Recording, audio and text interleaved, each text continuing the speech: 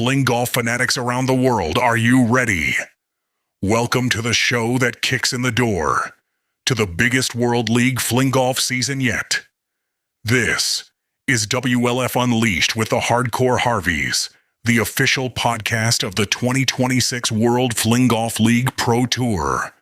We're diving headfirst into the 2026 season, from the 4 major tournament events that define champions, to the regional battles where legends are born, to international pride on the line in the Britain's Cup. You want the inside scoop on WLF? We've got player interviews, venue breakdowns, and exclusive updates straight from the WLF commissioner himself. But we don't stop there. Whether you're chasing a title or chasing your first perfect fling, we're bringing you tips, techniques, and proven practice strategies to level up your game. Every throw, every round, every time. This is more than a show.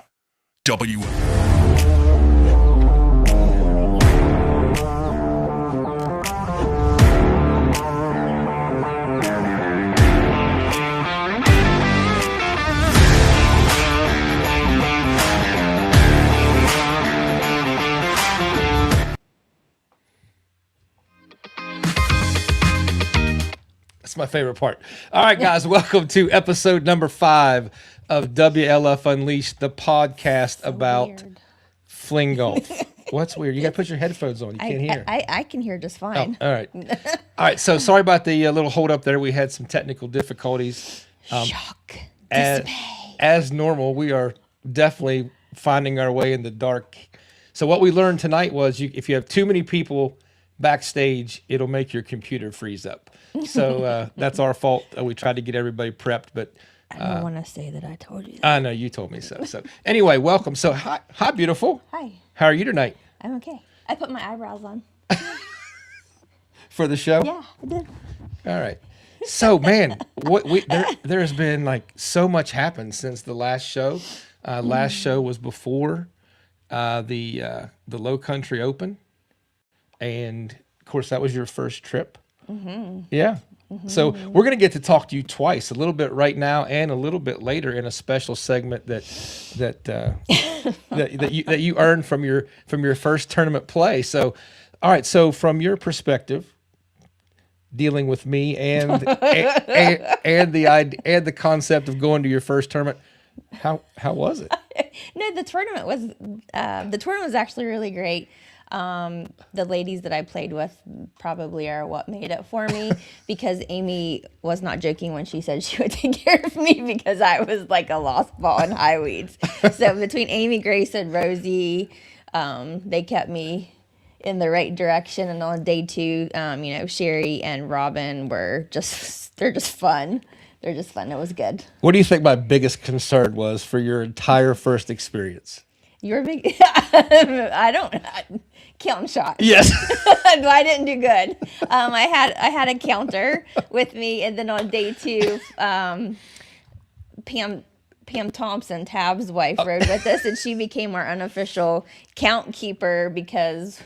So we're gonna have to talk to the commission. We're gonna have a special additional referee just to travel in your group. Right.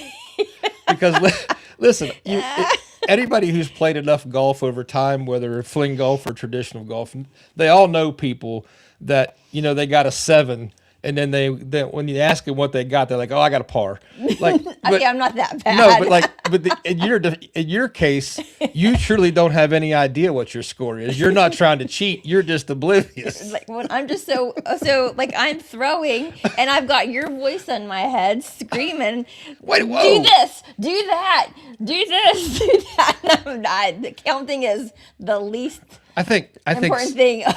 I think screaming's a harsh word. Okay, maybe not screaming, but talking loudly. So anyway, did you have fun? I did. Did you have fun? It was fantastic. All right, are you looking for? That solidified for me that I do want to do this.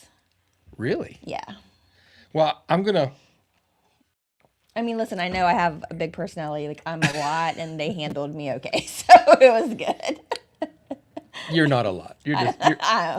Well, listen, I feel like I definitely believe what you just said, because I want to tell everybody we got back from the Low Country Open. To 6 inches of snow. Yeah, and it snowed a foot. I think it felt like a foot. But It was a anyway, good time. as soon as the snow melted off, After we drove through a tornado. it's this one right here that's going, hey, can we go to the golf course today?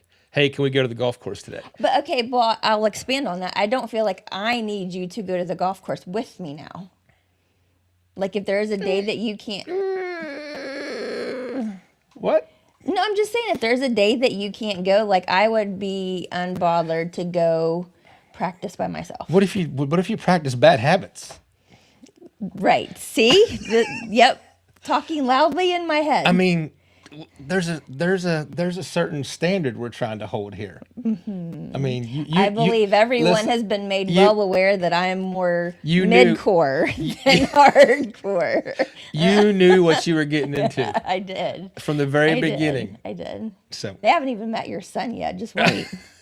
All right. So anyway, you had a great first tournament. Yeah, it was awesome fantastic. time. Before we get into it, I know John will probably mention this also, but huge shout out to the Old South and Scott Adams and his crew down there. Can't say enough good what stuff. What a beautiful place. Yeah, it was gorgeous. Like everywhere, even the wildlife, the alligators. We even contemplated if we could move to a condo on the course. Yeah, wishful thinking. We could be snowbirds. Yeah. But anyway, so thank you, Scott Adams. If you happen to be listening, you're out there. Vanessa, I don't know her last name, but She told me that no one could pronounce her last name, so just put, she's in my phone as So- Vanessa Old South. so Vanessa was amazing with the social media and out there on the course taking pictures and videos of everybody. So, yeah, can't recommend them highly enough. And hopefully it works out for us to be able to have a return venue to the Old South, because I think it was a great first stop for the World Fling Golf Tour. So, all right, so let's talk about the show tonight. Is there anything else you want to say? Oh, I have a lot to say. Like- but we'll just do it You do- throughout the okay. show. Yeah, we got another segment.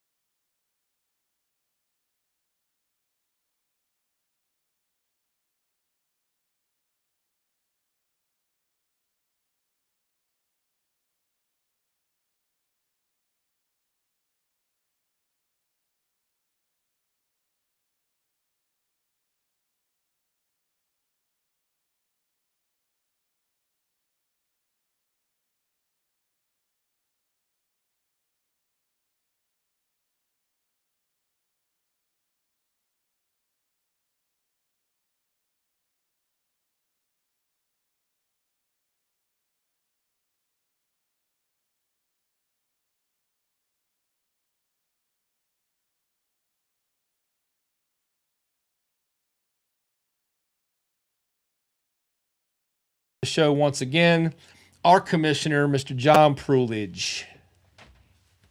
Oh, wait a minute. Oh, hold on. Sorry, John. Sorry, John. I told you not to let me do that, and I did it. All right, there you go, John. We got you. Jeff, Taylor, how you doing tonight? Good. We're doing great, man. We're doing great. Appreciate you as always. Everything you do for the sport, and always being willing to get on here and tolerate our nonsense. Oh no, I love your nonsense. All right. So where do you want to start? You want to start with the Low Country Open, or what do you want? What do you want to talk about first? Let's go Low Country Open. I mean, it's funny. Like I feel like it was just a week ago or so we were about to kick off the season, and now we're in the thick of things. But no, I thought it was just a great way to open the season. Being down there at Old South, which just has a history of fling golf, and the hospitality they showed, and really huge shout out to Scott Adams and Vanessa and Kenny and all the staff there. They really they couldn't have been more welcoming or accommodating. And and as this thing, as it sort of progressed, it was hey, can we do a tournament there? And I think we can make this work. And then, hey, can we bring a film crew? Hey, can we expand it to do doubles on Friday? They were just basically open to everything. So I thought it went off really well. And it was just a great course. Was in great condition, fantastic competition. And I honestly came back thinking that was one of our more successful tournaments, and a place we'd love to go back to. Nice. So did you, again, I think you've had ongoing conversation with Scott as a follow-up, do you feel like from their perspective, they were pleased with the event from the golf course perspective? No, I think they were. I mean, they it's one of those things, like they put so much work into it leading up to it, and they really wanted it to go off as a successful event. And so I think, and just everyone I talked to had a positive experience, and that meant so much to them after everything they've done for this tournament. And it was going to be a really meaningful event for them. And so I think they're very happy, and then they should be. It was all their efforts that made it such a great place to have a tournament. So from WLF too, you feel like it is at least something you would consider as a venue to go back to, or is that just one of those things that year to year you're going to try to go different places? Oh, well, no, I mean, that's certainly the case. We're going to try to go different places, but I'd still like to go back there. I'm not sure it's next year, but I'm not sure it's not next year. It all depends on putting the calendar, which we're going to really start doing in earnest. Really over the next couple of months, because the further out we can plan these things, the better. But so we're going to be having discussions with them, because like I said, it was I could certainly see us going back there as a Pro Series event next year, because it was that successful a tournament. All right, so let me ask you this: how about the ESPN coverage? Like, give us the scoop on how you think that went behind the scenes, because we were all out there on the course. So I'm not really sure how it goes on your end. It was it went well, and part of why it went well is because Harry Chickma and his crew, we've been through this with them before.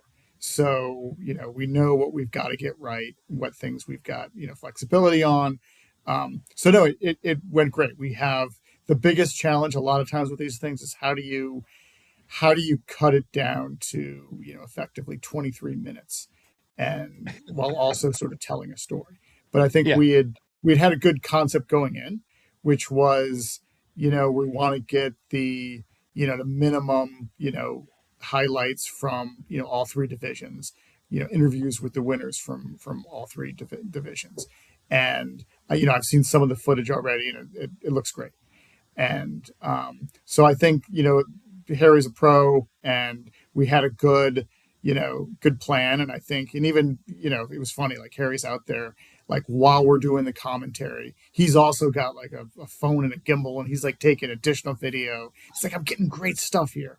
And it was just fun. So it's like, in addition to the cameramen, they've got a lot of, good angles. So we're going to be seeing a lot of the raw footage coming through very soon. So I'm confident that it's going to be a great finished product. Well, They did a fabulous listen. job last year. I will rarely do this, but I am going to plug for that bomb I threw on 18 to hit the green in 2. That's got to make the cut. I mean, Yeah, yeah. that was the shot, and I'm going to tell a little backstory. So I'm standing in the fairway. I'm standing in the fairway on 18, and my phone rings. And I'm like, who is calling me right now? Like, and I look, and it's John. And I'm like, hello, John.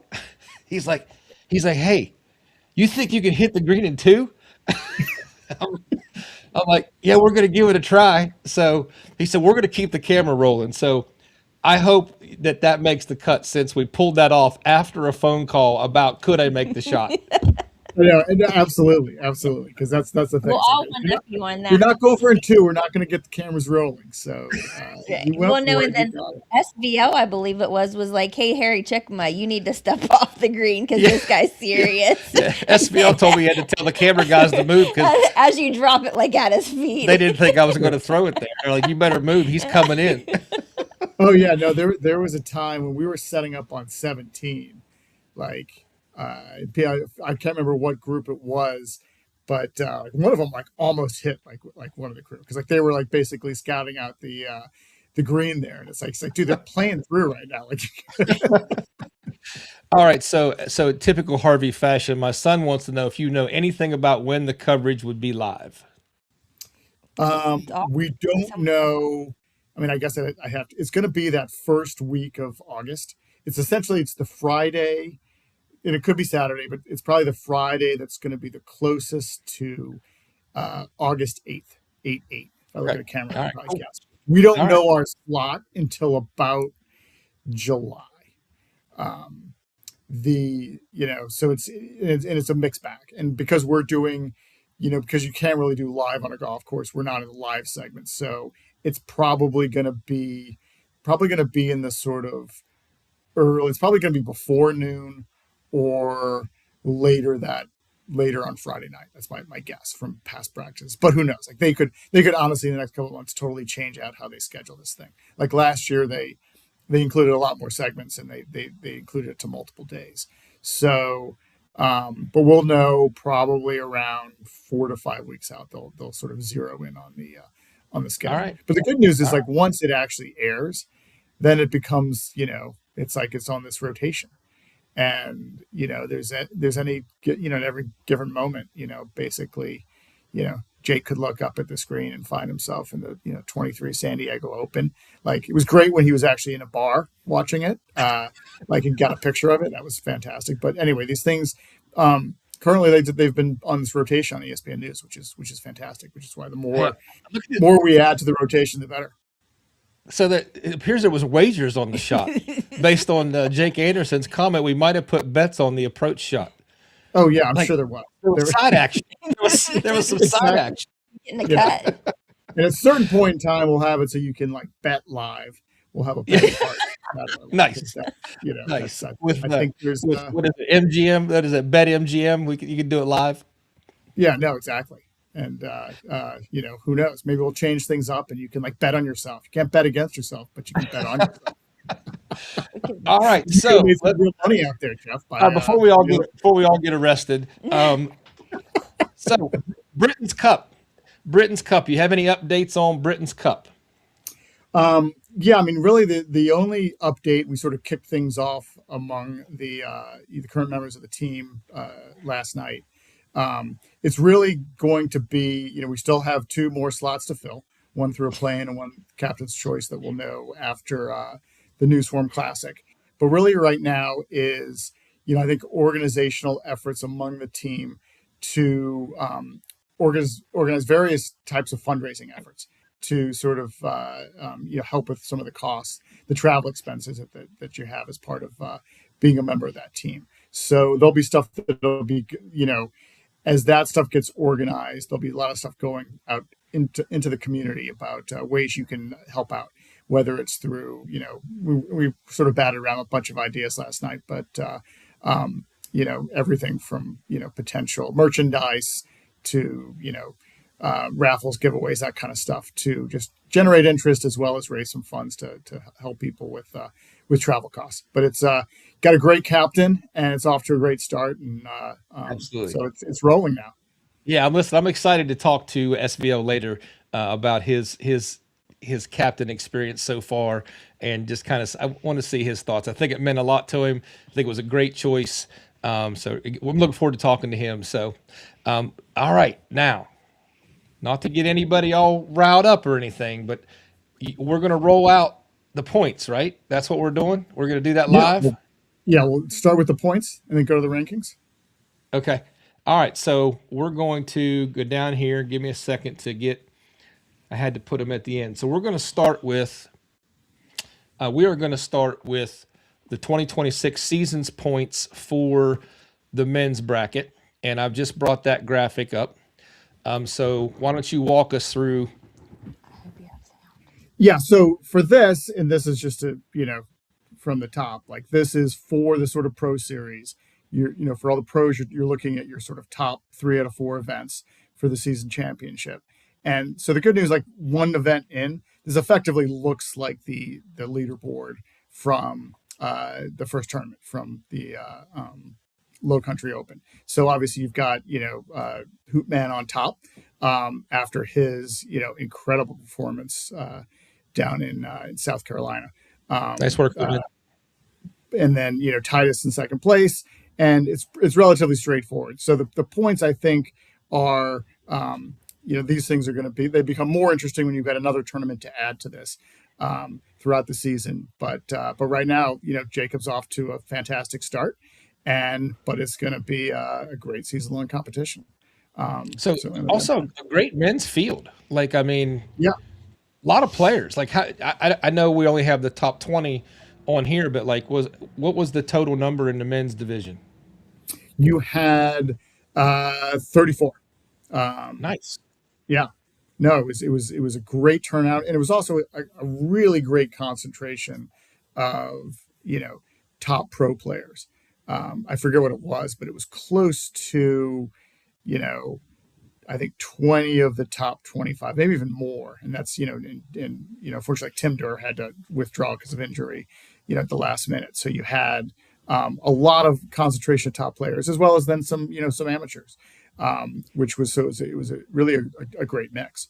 But no, you had some as it was you've got a lot of familiar names up there. You had some some great performances. It was great to see guys like Main Event, Mountaineer, in their sort of comeback trail. You'd highlighted them last podcast. It was nice to see top 10 finishes for both.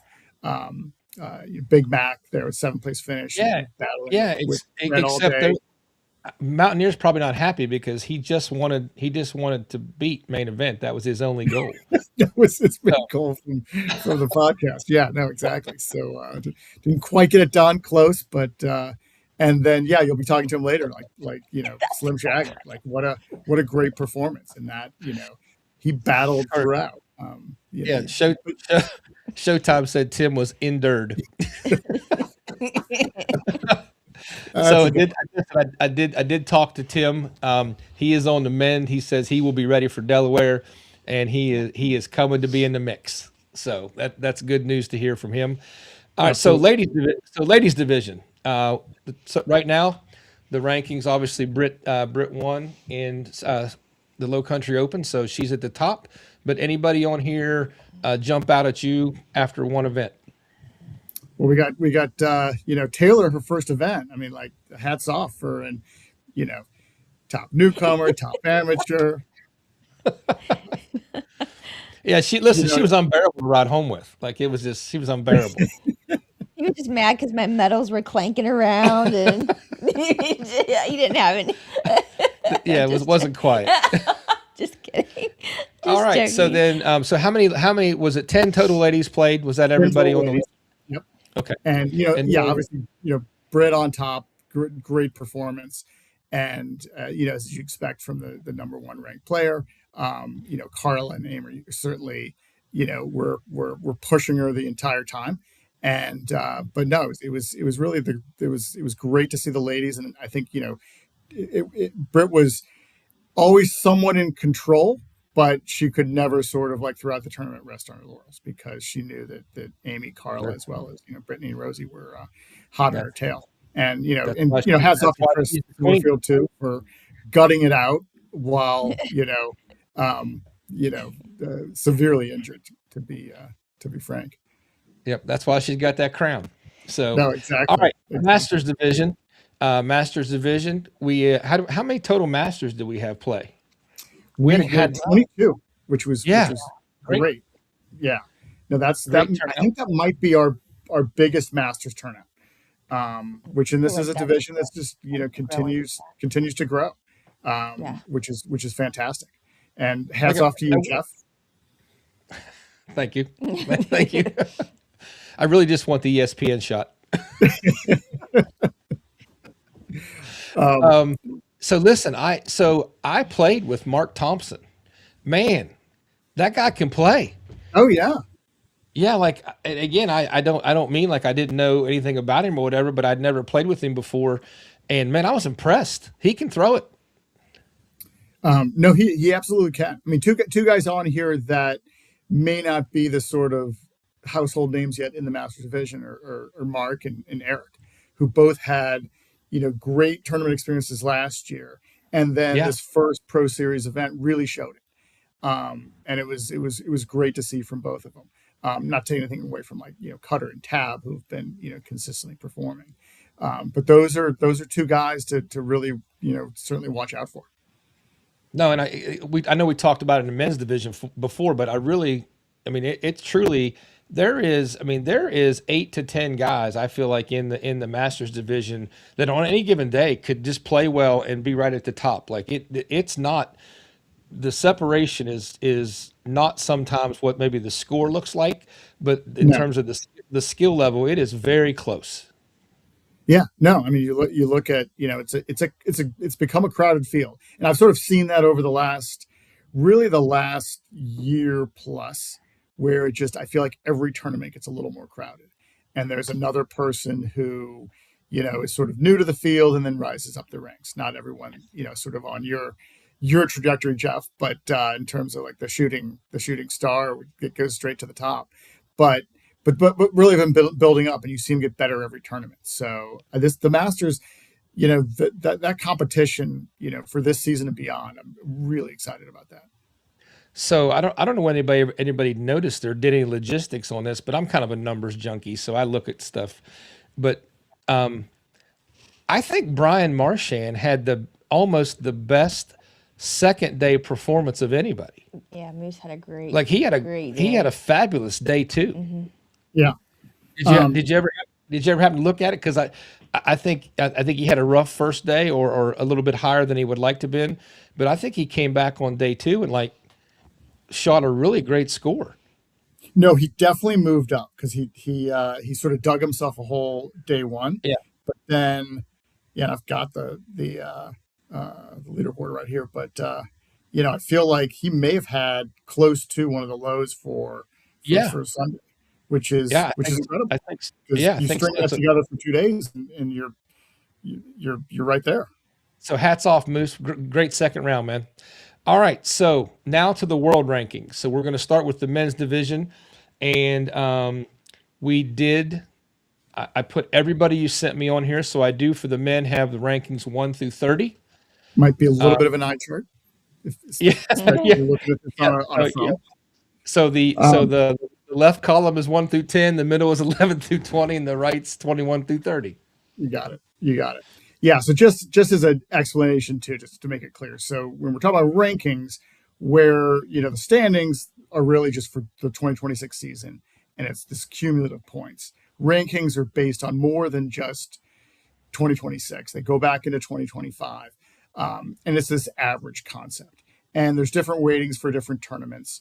It was a little more complicated last year because we had different size, different fields in these tournaments. But with the help of Tim Duras, he explained on that podcast a couple podcasts ago, we've come up with we think a really good system heading into 2026 that is going to do a good job of fairly representing where people are in the rankings.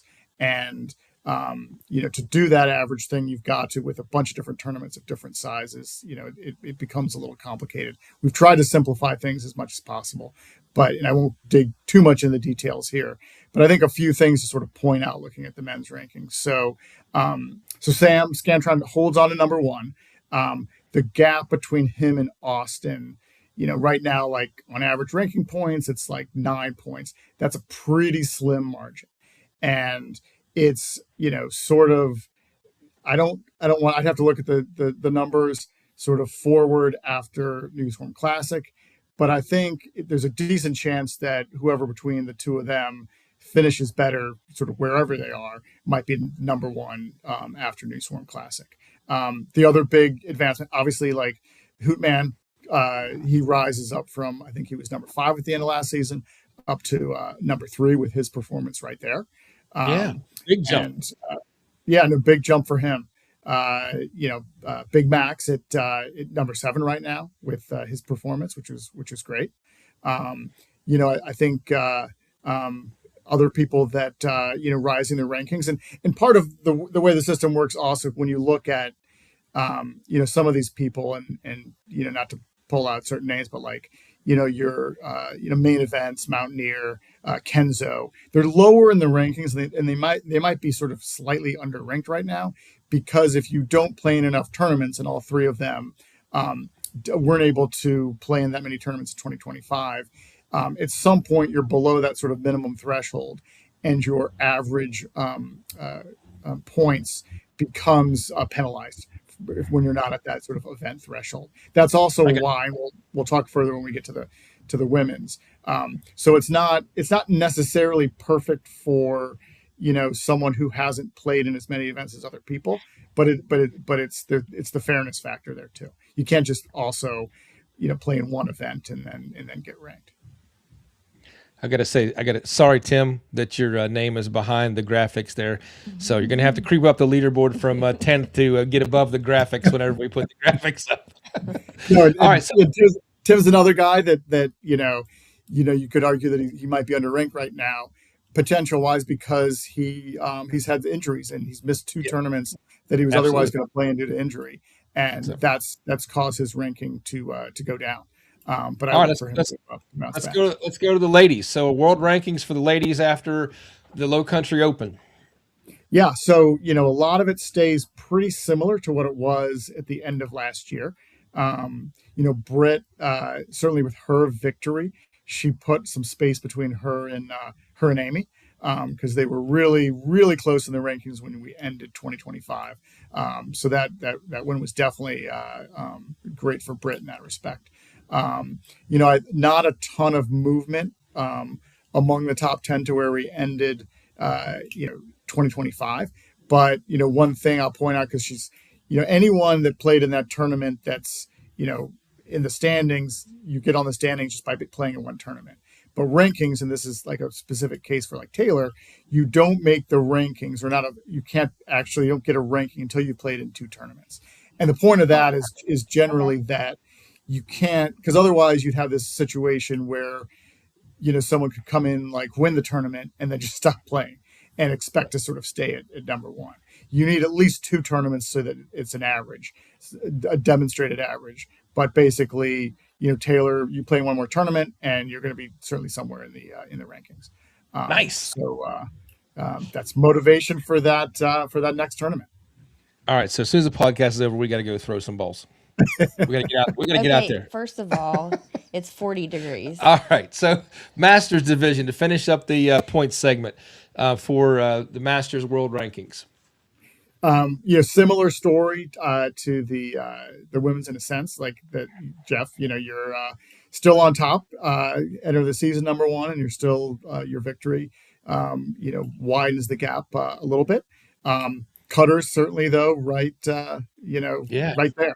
And he's consistently plays well, and he's always usually in that that sort of top 3 or 4 finish. That guy pushes me every he's time. He's not going away. No. And, no. And I know he wanted you on day 2, and he was He was very, extremely excited about winning the Britain's Cup slot, but I think also he would have loved to beat you as well as part of that. And honestly, we talk a lot. We talk a lot when we're playing together. And like, when he does beat me, I'm gonna be super happy because I think he's a great dude. I love playing with him. So like, we always talk about if we're gonna get beat, getting beat by each other is okay. And he's such a snappy dresser. Yeah. I love it. Oh yeah, no, he brought the dress to the Low Country Open. I mean, he just Congrats, Cutter. You he get almost piled on. of course, Happy Dresser Award. Yeah, no, exactly. All right, anything else? Anything else on the points before we move on to talking to the Low Country Open champions? I'll highlight just a couple of things. We talked about Eric and Mark, as you can see, like their performance certainly moved them up the rankings higher than where they were than when they started the season. The other thing to think about is, you use the same points. The points you get from a tournament, they're just used in different ways between the standings and the rankings. So, for example, if you look at like the standings, there's probably a similar gap right now between you and like Cutter. But it's not like if Cutter wins in Delaware and you come in second, he may make those 100 points up or so in the standings, but he's not going to immediately make them up in the rankings because it's an average and it's taking into account a bunch of different tournaments. So just trying to sort of emphasize that point that they're measured in very different ways. But other than that, we can move on. All right. So listen, I gotta make a brief stop on this comment from Tomcat because we're playing together on day one and Tomcat's playing good. He like chips 3 or 4 in. And at one point he comes up to me on the green and kind of puts his hand on my shoulder and says, "You know what, Hardcore?" He says, "I think I'm just gonna beat you in Delaware." So much like sometimes you hear stories of Michael Jordan needing some personal motivation. Tomcat, you have given me some personal motivation to make sure I keep the foot on the gas, at least to beat you in Delaware. So we're coming for you, Tomcat. Oh That yeah, was the second, and second threat you got. and it's a I think total you were mystery north black one, box as to three, how and as to how pairings get set. But who knows? You guys could be paired together that day one. Oh, I would. Can I request that? You know what? I don't always honor them, but I love requests because Excellent. sometimes it lets me know if there's something I additional want on to. the line, something I want to interesting. request right here on WLF Unleashed episode 5 that day one I get to play with Tomcat so we can go head to head. All right. I think you put me on the spot. I probably have to honor that. Excellent. The other thing is, and this is, it's sort of, and I'm not even sure how I've had conversations with people and sometimes the people will tell me like after like a tournament or even after the parents go, I mean, we never make changes and everybody's really cool about it, but it's sort of like, you know what, you've put me with the same person like 10 times. And then they'll also be like, I've played in 15 tournaments and I've never played with so-and-so. I love actually hearing that kind of stuff because to a certain extent, there's sometimes a method to the madness of how I do the pairings. But in terms of like, especially like pro level players that have played in so many tournaments, I completely lose track. And it's very easy for me to like put someone with the same person, 5 tournaments in a row and not known that. Obviously there's the way the format works, there's no control over day 2 because it's leaderboard based. But if there's people, people have requests that, hey, I have never played with so-and-so and I would love to play with them. I'll try to honor those requests. So, certainly reach out to me directly. And certainly for people that have been playing for 3 or 4 years, like if there's someone who's also been playing 3 or 4 years you've never played with, let me know because I can make that happen. Awesome. All right, Commish, we're going to let you go for now. We'll have you back later to help us wrap things up. So thank you very much, man. And we're going to move on to talking to the Low Country Open champions. Let me get people queued up here. Hopefully we can get the Hoop Man back. He's been patiently waiting. On us. Let me add, and we'll add him to the scene. Hopefully he can come back on. Hoop Man, if you're available, we're ready for you. There he is. All right, so welcome to the show. We've got oh my goodness, I think he was in dad mode. Hooter, what is going on? Sorry, man. I apologize. No, you're good. I All right. So, first of all, congratulations to both of you on fantastic play in South Carolina. Britt, what is that, like number 18 or 19 for you? Like, I mean, how many? How is it? Is it 8 or 9? I couldn't remember. It's number 8. Number 8. Well, congratulations. And then Hoot Man, like, dude, like, I don't know. I don't even know how to describe it. Like, you just, all the right gears were clicking, man. And you put on a clinic, first tournament with no Reggies, 11 under par. You kind of set the bar, man. It was a good time. All right. So, Britt, let's start with you. Tell us a little bit about your tournament experience at the Low Country Open and about how your tournament went. First off, shout out to Old South. It was great playing there. Yes. The weather was a little iffy during finals, but that's okay. And there was a couple alligators that I threw near on hole 1. That was very scary. I think Brittany has a picture of that somewhere. But overall, it was a really fun tournament. And, I think John and you were chatting about this a little bit, but most of the time, I knew Carla was right on my heels and I knew Amy was pushing to get up into that back and forth spot. So we were kind of going up and down and all around on Sunday. But we, made those putts through the rain. And this is maybe the first time on ESPN, if it's going to air, my final putt was, I didn't miss it. I normally miss my final putt and then just take a safe little tap in. But I actually made it this time. So I was pretty proud of myself for that. Well, listen, congrats. That's a kind of thing nobody really probably knows but you, and that's a cool detail of a tournament. That's just like I was telling my wife and a couple people. A couple people said they already knew, but like, yes, I'm very happy to win and I'm thankful to get the win. But the only thing on my mind coming down 18 was I was even and I wanted to finish the tournament under par. Like the rest of it didn't matter. Like that was, for whatever reason, that's just kind of my goal for the tournament, much like you are to make your last putt on 18. Yes, I do have a Unleashed. I know we always say breaking news on Unleashed and all these Oh, things. love it. Love it. I don't know if I told him. He'll probably hear on this podcast now. But my actual goal on Sunday was to shoot better than Showtime because we were both +3 going into Sunday. And I was like, man, I would love nothing more than to just outshoot him for once. But he got me by, I think, 4 strokes. I think I was 4 strokes behind him. So next time, we'll see. But listen, you were close. Yeah, it was close. It was my best 2-day score ever. So Well, congratulations on great play. Do you feel like you've done anything different, or you just feel like your game continues to evolve, or do you feel like you just played well those 2 days?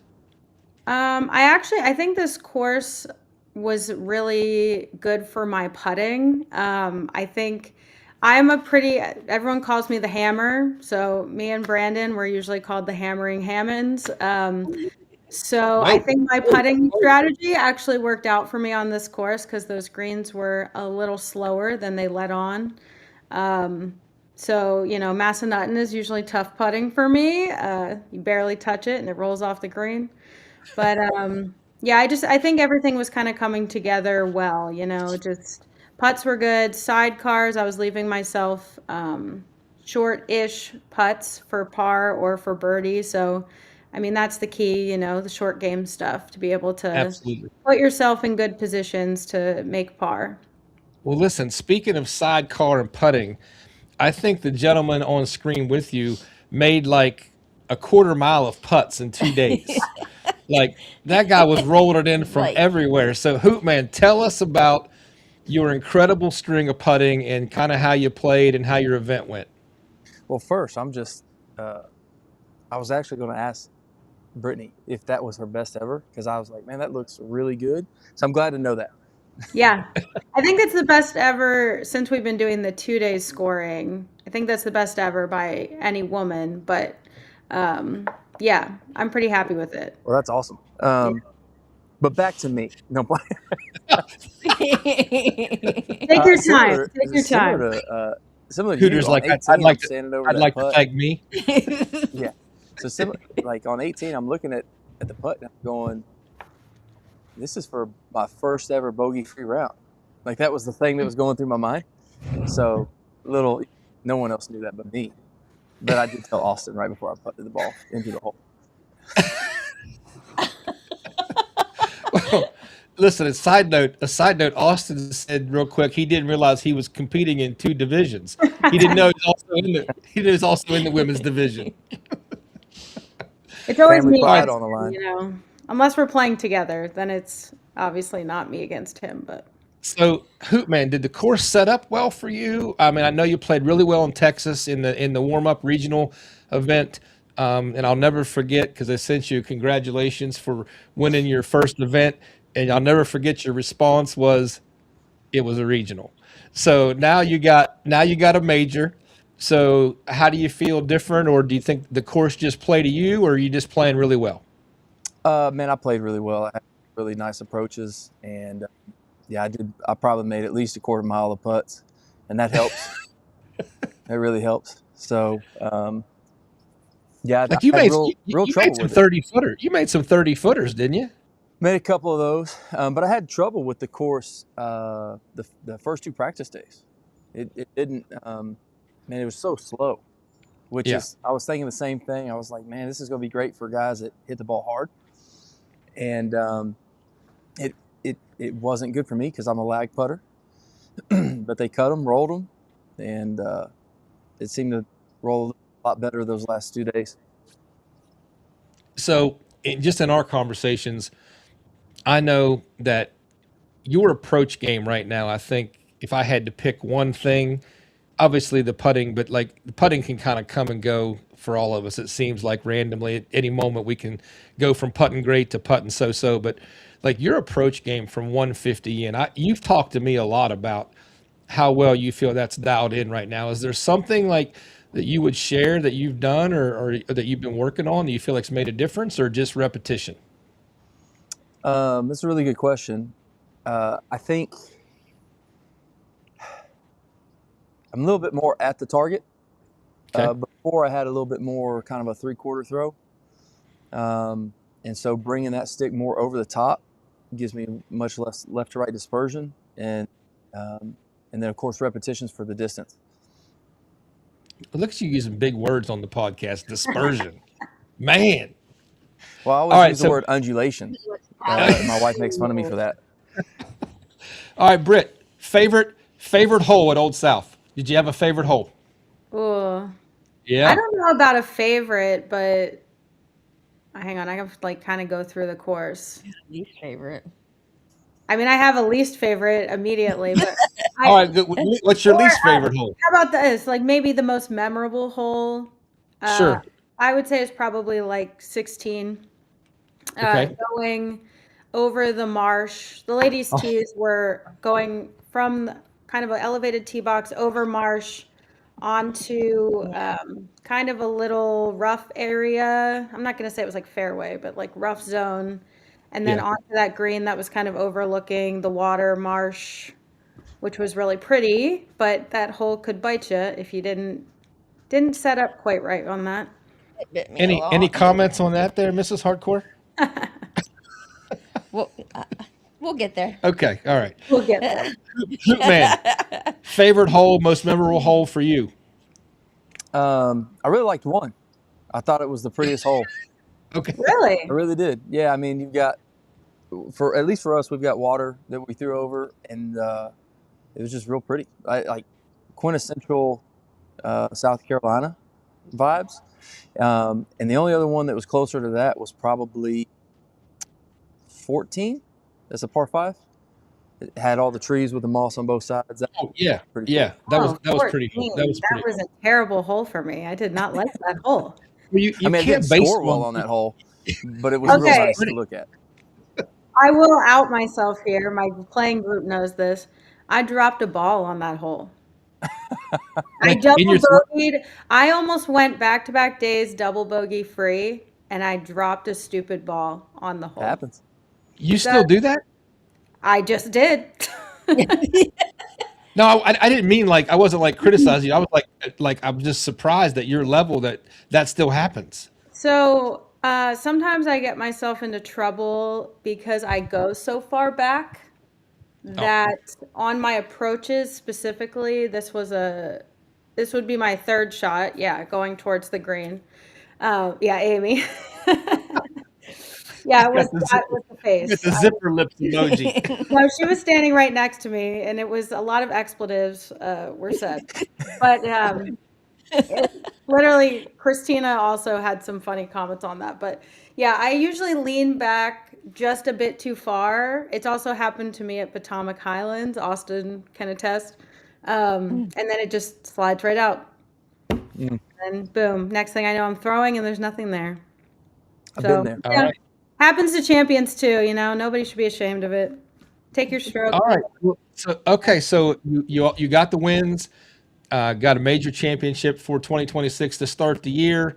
So what is your all's mental or physical preparation going forward? Hootman, I don't think you're actually coming to Delaware, but what's on the horizon for you to keep yourself in championship form? So I, obviously focus on my workouts. Oh, there's Showtime's comment. Yep. Yeah, that was a bad start to the day. Yeah, I focus on workouts, trying to make sure I'm physically in shape and ready, and then normally just trying to keep my mental health nice and flat. I don't like to try to get too worked up about a tournament or try to get, in my thoughts too much about it. Delaware is challenging because having played this course at least 100 plus times, you think you know it, and then you go and play it, Right. and you don't know it as well as you thought because it changes all the time. But, I think just trying to keep a nice even mentality and see what Gotcha. happens. Well, Hootman, your next event, I believe, is going to be the doubles championship at Capon, or are you going to pull like a fly in the middle of the night? We get there to Delaware, and you're standing on first tee. We'll just have to see. Oh. Oh, So But you're saying assuming there's it's a chance? assuming it's Capon, then I don't think I changed too much. It's expensive to play this sport, so Amen. when I get a chance to take a week off after this last week, I took a week. But same thing, lifting 3 times a week and making sure that physically I'm ready to go. Listen to your body, and then doing a lot of chipping and putting saves you a bunch of money, and that's where you score the most. So the range sessions, and I do a lot of static range where I'm throwing at 100 yards. I throw all 50 balls to 100 yards, and then I don't have to, worry about that so much for about a week. And then, whatever the pin location is on the range, just kind of picking that and getting really familiar with it. I got you. All right. So anybody you guys want to shout out or say thanks to after your first championship of 2026? Hooter, you want to go first? I'll go first. Yeah, go ahead. Just a huge thank you to everybody that plays this sport for the last 2.5, 3 years that has continued to help me develop and pour into me and to push me to get to a point where I can play my best in a tournament. Just that takes everybody. So thank you to every single one of you players. Shout out to Chris Moore Fitness. Shout out to my wife who puts up with this. Good choice. And my 2 daughters. And I'm just super pumped for the rest of the year to see what comes of it. All right. Britt, you're up. Quick shout out, because he's sitting right over here, to Brandon, my husband, for traveling with me always and playing in these tournaments as well, and always being my practice partner. Shout out to, obviously my sister Brooke kind of held the fort down at the American Classic and all the American Classic crew, which allowed me and Austin and Brandon to travel and compete. Also, shout out to, my awesome clients. I don't know if any of you are watching this podcast, but they do normally keep up with what's going on, and they've been super pumped for me after this win. You should see their faces when they see that trophy in the studio. They're like, "Oh my God, you won that!" I'm like, "Yeah." Then I have to explain what fling golf is and how you play it, and. So I do expect a lot of them to come support at the Classic the first weekend in May as well. And yeah, thanks to all the ladies who play and continue to play. I mean, we're trying to grow these numbers, so invite your friends. Keep, trying to get the word out there, and we'll see what we can do this year and see if we can grow it bigger than ever. Well, listen, thank you both for being great champions and being great examples of how the sport's played and showing everybody, what the skill level needs to be to compete at the highest level. And both of you, great people. Thank you so much for spending time with us tonight. Thank you. Thank you. All right, see you guys. All right, up next, we are going to go with our Low Country Open, our Low Amateurs, which is going to be you. It is I. And I'm so sorry, Ross. Laugh. Oh, I know I spelled his name wrong. I spelled his name wrong on everything. Like I don't know why. I don't know why I had it so mixed up. And then if we happen to get Mike Weber back on here, he was on here earlier, and then there he is. We'll add him in. All right. So congratulations to our Low Country Open. This is our low amateurs. There you go. This is our low amateurs, and actually, Ross, you were the best newcomer. And I told everybody I would clarify because actually Johnny Sands Sabotage was the low amateur, but then he was moved up to pro status almost like instantly. So we are going to actually highlight Johnny Sands on the next podcast. If I can work it out with him, he's going to be our WLF player spotlight. So we've got Ross, who was top newcomer. We've got Mike Weber, who was low amateur in the Masters division, and we've got my beautiful wife, Mrs. Hardcore, who was best newcomer and low amateur in the women's division. You got 2 medals, so she got all kind of jewelry. So, Mike, let's start with you, just because you're on the right side of the screen. So, Mike, tell us about your first major event and what it was like out there for you. Yeah, I mean, it was awesome. I mean, everybody that I've ever seen involved with fling golf online on YouTube was there at this tournament. It felt like the center of the fling golf universe. It's cool. And everybody was so super cool about it. I mean, everybody was welcoming, encouraging, and kind of and all about having a good time. So yeah, it was a lot of fun. So, what was the most challenging thing for you, think, in your first major tournament event with that many players? It was a little jitters for me, to be honest. I was paired with 3 of the guys I knew were ranked pros, and but they were super cool. In fact, I'd like to give a shout out to them, Moose, Mark Brodsky, and Tab. And they were Dr. super Divot laid and back. Holshot. What's that? Yeah, whole shot. Dr. It Divot made and it super Holshot fun and casual. It was great. were very cool. So, Ross, Yeah. what is your fling golf background? I mean, not now we know who you are, but like before this, I had never heard of Ross Yeah. Laugh. Laugh Day. O'Day. It's like Yeah. literally. So pretty much, I mean, I was a natural athlete kind of growing up. Was in baseball, t-ball, worked my way up through. Played high school, was kind of bound to go to college. Kind of had some pull in the heartstrings. Didn't really want to play anymore. Wasn't fun. Baseball wasn't. Got into golf. Started playing a lot of golf, and just kind of played on my high school team. And my brothers wanted to kind of join. I have 2 brothers, Jeremy Lafayette, who also played. in there with me, and then our buddy that played as well. His name's John Schuler. Really cool guy. Really just down to earth guys. Love him to death. But my So brother you, actually got us into it.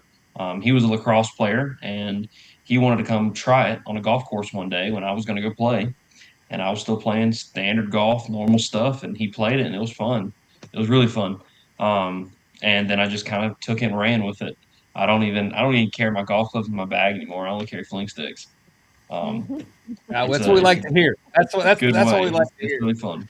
So the key thing is, did you beat your brother? I did. Yeah. I That beat. I say I beat him a lot. No, he will whoop me from time to time, um, and it kind of teeters. We're all kind of at the same level. I just had a really good tournament and just went from there. Congratulations. So Mike, I didn't ask you, what was your fling golf journey? How did you get into fling golf? Yeah, I saw the Shark Tank episode back in October, and I bought a stick that night, and then 5 days later, I bought the Big Valley stick, and I've just been all in since then. And I get to play quite a lot, and I just played all through the winter, and I'm just hooked. I love it. I'm kind of a frustrated golfer, to be honest. If the tired of topping it and blading it and thinning it and slicing it. So I like the way it's kind of an athletic move to throw. I Yes. like that. And then I enjoy the course more. I was telling my mom about it. She's a pretty avid golfer. That is kind of the first time I've really been able to enjoy the course and how it's laid out and the challenges that the course presents, like how I'm going to go to the green and the obstacles instead of just worrying about what's going to happen to this ball when I hit it, like I do with golf. So Sure. Sure. I've just enjoyed it ever since. Yeah. All right, Mrs. Hardcore. So Hi. go in and tell us a little bit more about your experience. My experience was really good. Day one, much like the guys, I was nauseous. Sorry. So once I got that worked out, Amy got me calmed down. Grace, you can't not play golf with Rosie and not have a good time. She's hysterical. And then Grace was like, listen, it's cool. And I'm like, okay. So I did not have a great game so much on Saturday. I think I shot 94, which for me is a lot. I don't typically It is a lot. it is a lot, and I was not happy with that. But it was okay. It was okay. Um, Holes 16 and 17, Your nemesis. my nemesis, because I'm about literally a foot short of making it out of the marshes on both sides, or on both of those. So I had to take a drop both days on those holes, and so Sunday. Yeah, get to Sunday because I got to tell a story. Sunday I came out and I felt good and I was golfing really well until 16. Like I was playing, you always tell me bogey golfer better, Yes. and I was doing that. Yeah. And on a hole 5 and a hole 9, I chipped in like at crazy lengths and didn't even consider having someone tend the pin and dink the pin both of those holes or would have been birdie. But anyway, 16 and 17, big no. I was tired at that point. And then we get to hole 17 and there stands Harry Chickma with Alex. And my personality, I'm like, hey, Harry Chickman, can you please go to a different hole until we're done here? And so I'm getting ready to tee off and I hear, and here comes the drone. And I'm like, oh my gosh. And the drone catches me just shaking it clear to the left. Like, I don't even know, it went somewhere over there. Yeah, watch. That'll be the shots that's on That's ESPN. right. Not my number. Not 2 into the green on Right. 18. Which is why I was like, can you please not be here right now? But then I think they filmed us putting a little bit on that hole, which was kind of sort of decent. And then we get to hole 18. And there it is. And it was like I never saw a golf ball before in my entire life. And I took a 10. Yeah. Like my entire game fell apart until the very last hole. Yeah. And I'm looking at Pam, my score counter, and I was like, "Please tell me that was a 9. Please tell me that was a 9." And she went, It was a 10. "No." Yeah. And thank God for Robin, because Robin was like, "It's okay." But I will say, I barely squeaked past Robin. Like, Robin was giving me a run for my money. So I congratulate her as well, because she Awesome. played just as well as I did. We were at, I don't even remember what hole it was. And it was the one that dog legged to the right, and then you had to throw over a mark. Oh, yeah. Yeah. We were trying to figure out the best way not to take an extra stroke on that hole. Oh, But it was awesome. Like, I really had a good time. awesome, babe. And I have to say, Sherry Marchand might be one of my most favorite humans. Well, we're going to And talk to her here in a makes minute. she just makes you want to be a good person. She And I does. just really love that She about her. does. But all in all, I had a good time. I know you followed me the whole time. I did. On I did. I was actually, playlist. it was a great distraction because I was so worried about you. I probably made my game better because I wasn't focused on what I was doing. I was more worried about what you were doing. So, Yeah. all right. So, hey, Mike and Ross, where do you guys go from here? Like, Ross, we'll start with you. Like, what's your goals and plans for the rest of the season? A lot of practice. A lot of practice. I'm gonna try and make the rest of them. I know I'm not gonna make Nice. Delaware, but I Okay. am gonna try and make the rest of the two stops. Hopefully, bring along my brothers. My Jeremy, he probably will not be able to, because they are expecting a new member of the family there. So I am. He's probably gonna be stuck in dad mode. And I see Austin said I played great Sunday. It didn't feel like it, Yeah. but it And was good to play with the guys. And you also got a shout out to the baseballers. yeah, yes, sir. Oh, But I mean, yeah. it's only up from here. My fiance and I, we love to play to go shoot at the driving range. And I was a big golfer before, and so all I do now is I fling, and I'm kind of follow Hooters footsteps, and I kind of just I'll zone in on one target, kind of figure out my game. Kind of Yeah, like in golf, you got to figure out your swing, what works for you. And so it's the same thing. I'm just trying to tone in my distance and just I kind of got you. really work on some course management and All right, Mike. lower the score. Mike, how about you? About my game, or you mean tournaments, or? Yeah, just what's going? Where are you going from here? I know you got another event coming up in Texas here soon. Yeah, I'm gonna do that one, the Hill Country Classic down in Kerrville. It's drivable, another Texas regional, and then I went ahead and signed up for the Delaware. I heard what John just said about getting ranked. I want to try to work on those rankings and try to work my way Nice. up eventually.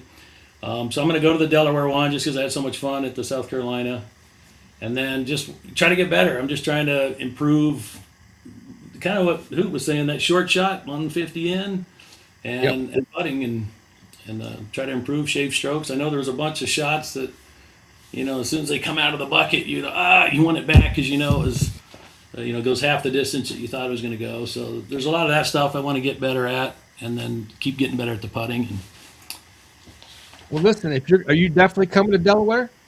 yes, I haven't signed up, John, but I've already booked the hotel. John, I want to make another request. I want to play with Mike. I want to play with Mike on day one in Delaware. Yeah, Is that I like a that. deal? I'll take some notes.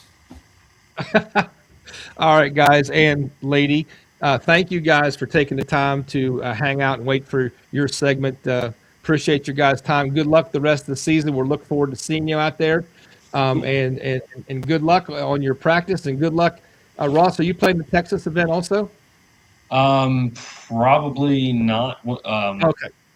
I Well, when is that? if it's April 18th. I might. No, actually, I probably won't. It's too Well, close. if Um, if you guys do, good luck at that event. And if not, we will see you at an event soon. And appreciate you guys coming on. Thanks, Thanks, guys. Jeff. Thanks for having us on. absolutely. Appreciate it. Thanks for having us. Yep. All right, guys. Up next. All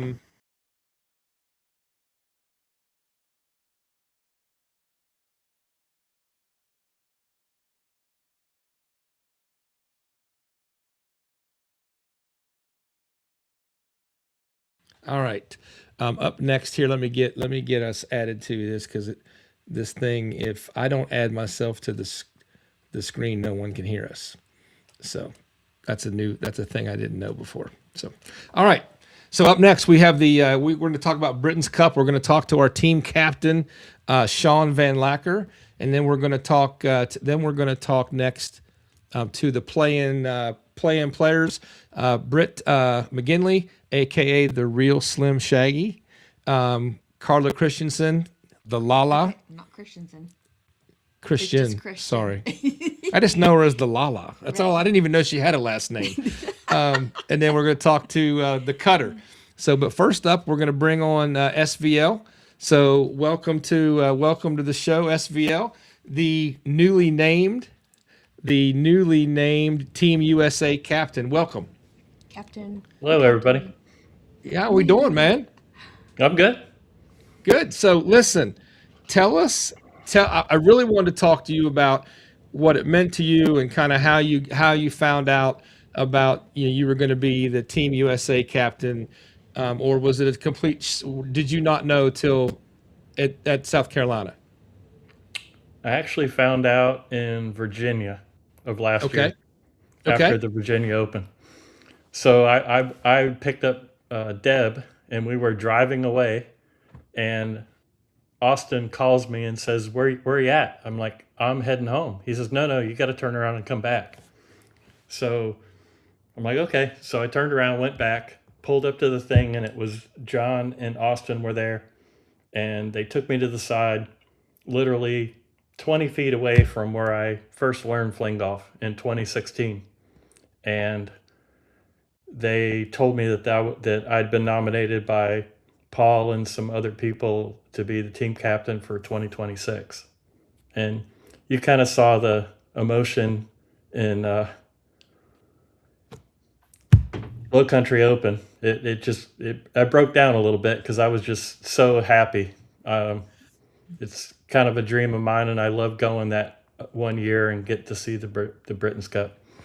Oh no, I mean, like, none of us knew that was going on behind the scenes or whatever, but like it was like it made perfect sense because, like, I mean, when you think about someone who understands the ins and outs of fling golf, the game, the equipment, everything you've done for the game, like it's like a no-brainer choice. Not to me, but I guess to other people it was.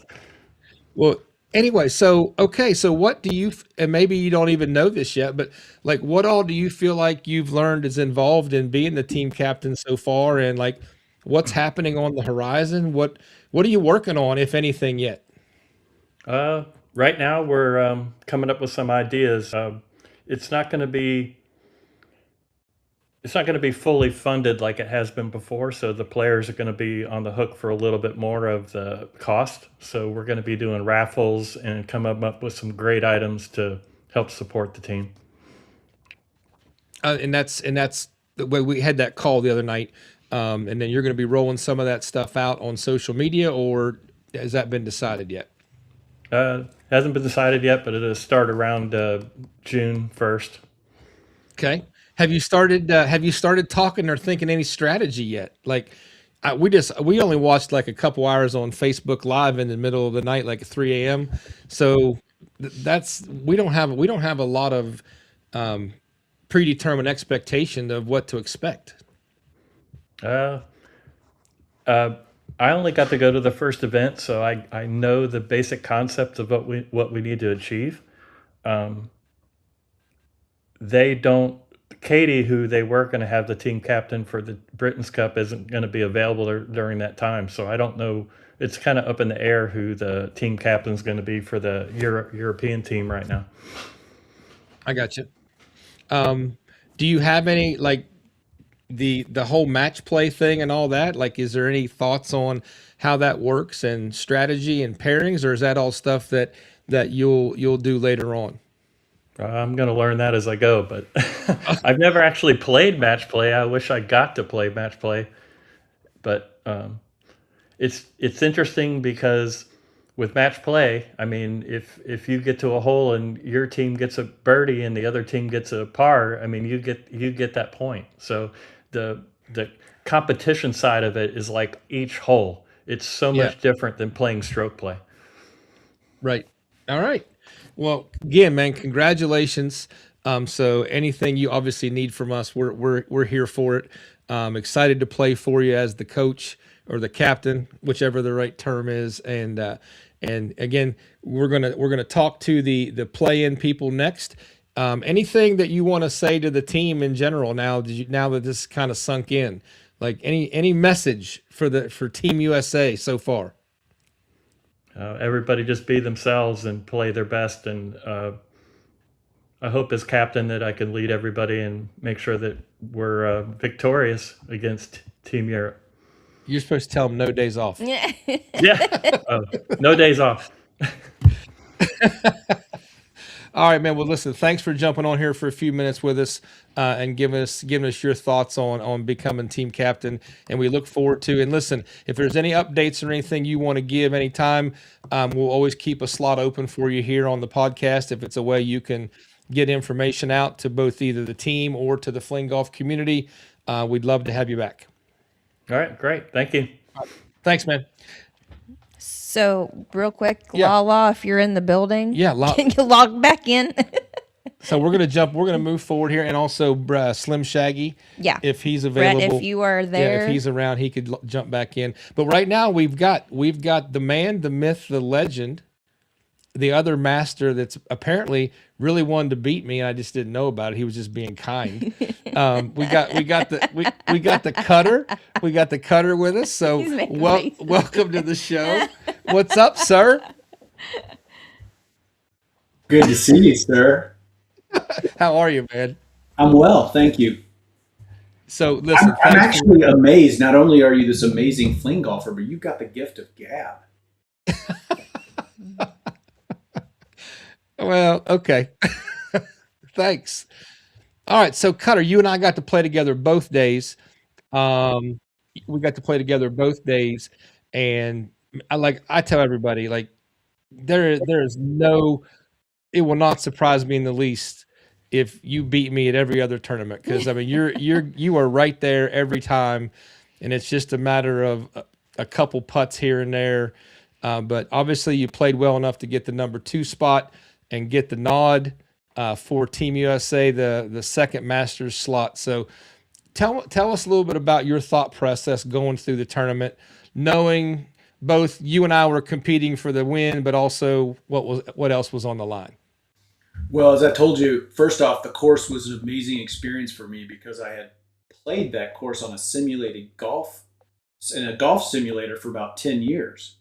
And just to be there in real was surreal to see it in live. And what a beautiful course. I mean, just water and just great shots. But in terms of strategy, be honest, it was a long winter. Didn't play any football.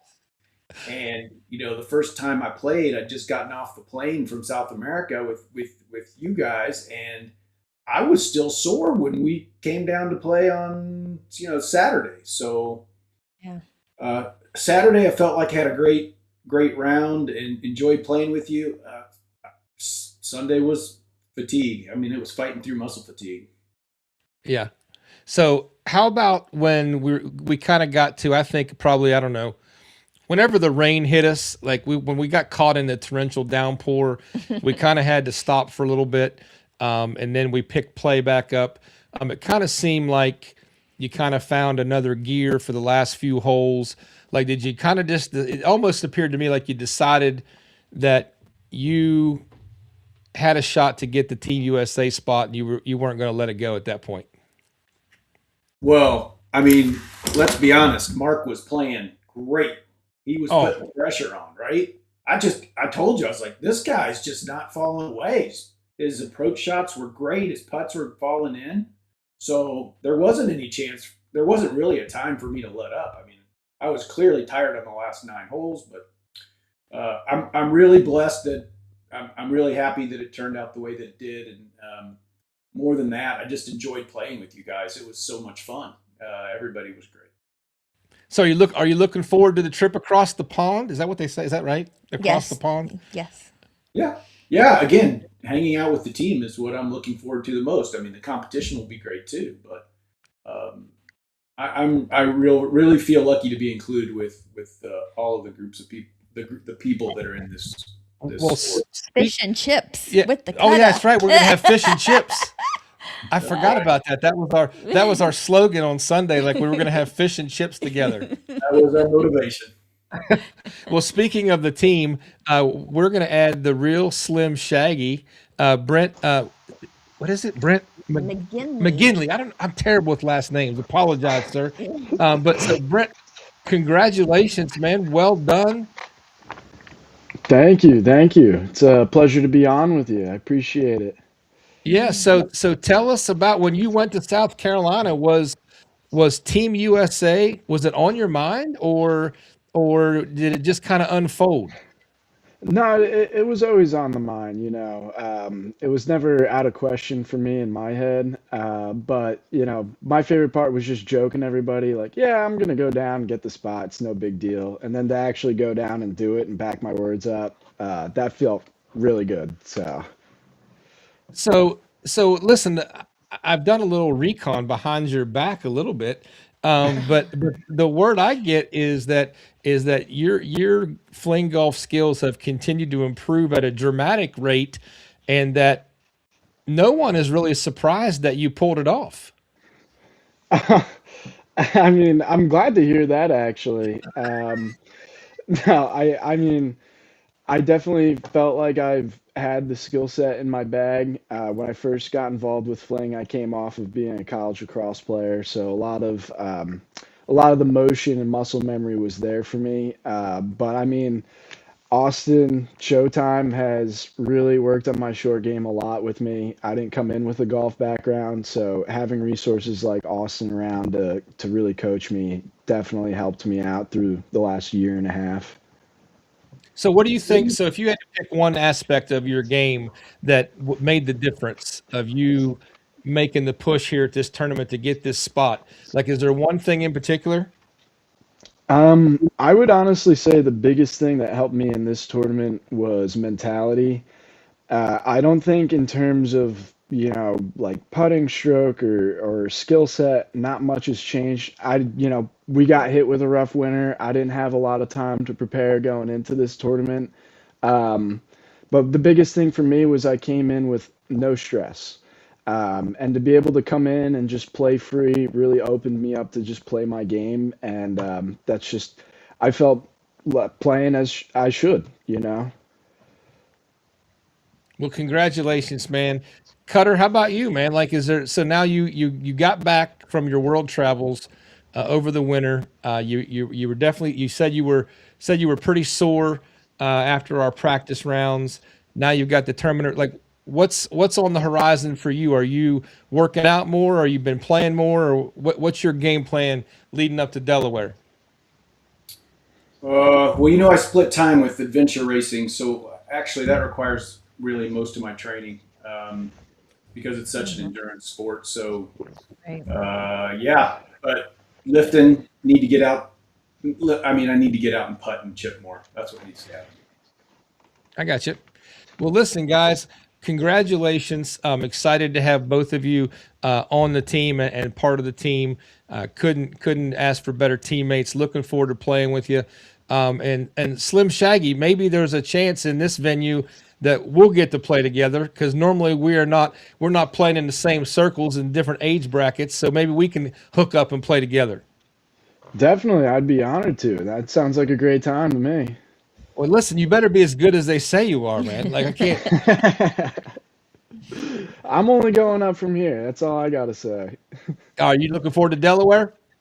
Oh yeah, it's always tough because being a home course and everything, it plays a lot of head games on you. And as long as I could just stay relaxed, I think I'll be fine. Well, congrats, man. Congrats, Cutter. Welcome to the team again. You guys, great to have you on board. Looking forward to seeing the both of you in Delaware, and thanks for spending some time with us tonight. Thanks for having me, Jeff. Take care. Thanks, guys. Appreciate it. All Thank right, you guys guys. so much. Up next, we're going to have Sherry Marchand join us, and she is going to be joining us for our WLF player spotlight. And let me get real quick here. There we go. All right, so we're going to talk to Sherry tonight in our player spotlight about her fling golf story, and we're going to talk to her about what I've titled Fling Fest. That might not be the proper term for it, and then we're going to talk to her about the future of the Masters division, maybe for women. So, welcome to the show, Sherry Marchand, aka Bulldog Mama. Hey, lady. Hey, hi. I'm How so are you, glad to dear? be here with you guys. Oh, I am great. thank you for doing this and sticking around to get back on here a little bit later, since we had to boot you out in the beginning. Uh, no problem. I'm All right, flexible. so Sherry, tell us your story, because I think it's an awesome story, about fling golf and what it meant for you, did for you, and all the things.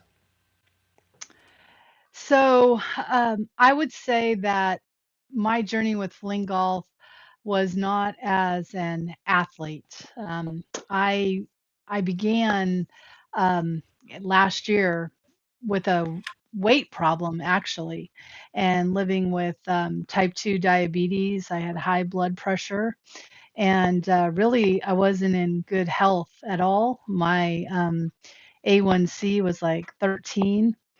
Mm. Um, and Brian, or Moose, um, saw the ESPN fling golf on television, and he, like the next day, ordered a fling stick. And just sort of watching him, and he started making a lot of lifestyle changes. And before I knew it, he's talking about us going, or him going, to a World League Fling Golf Regional in PA. And I just said, okay, I want to go, you know. And really, fling golf started out for us to be something that we could do together, right? And being the fact that I'm over 50, um, there was a lot of things that were going on in my body that really um, I lost a lot of shoulder mobility, and um, my coordination, and all kinds of things were going on. And getting out there and playing fling golf really was miraculous, because I lost 80 pounds. Mm. Wow. I only have 20 left to my goal, and my A1C went from 13 to just yesterday 5.1. Oh, And Wow. man. That's lower than yeah, yours. yeah. Hey. so so anyway, my doctors, when they see my A1C, they're like, "What are you doing?"